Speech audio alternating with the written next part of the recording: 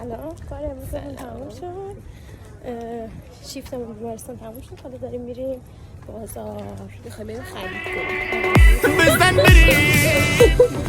ما رسیدیم سر بازار دیگه، میخوایم از اینجا بریم به سمت پله نوروزخان برای خرید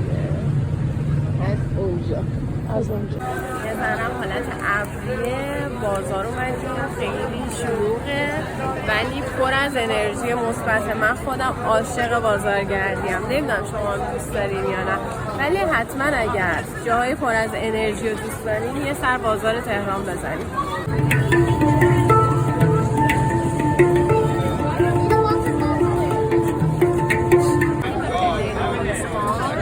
امروز حالا هواش با همیشه فرق میکنه چون نزدیک بازارشایی مدرسه و همه در حال خرید لوازم تحریرم برای بچه‌ها.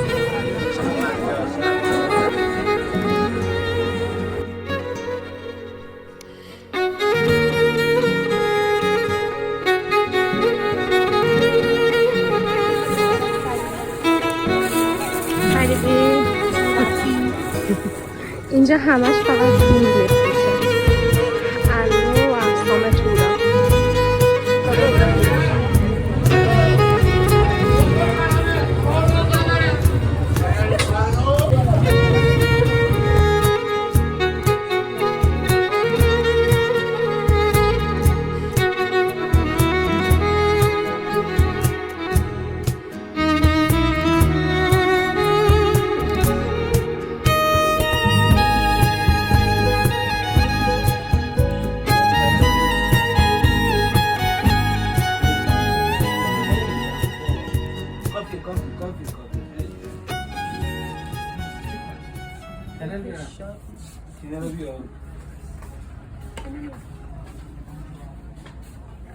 همه تیفای رنگ رو داره.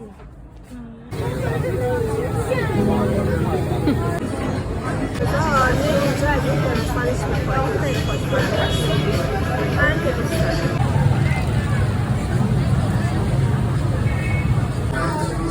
وقتی شکم رو باشی همه چی تست میکنیم. حالا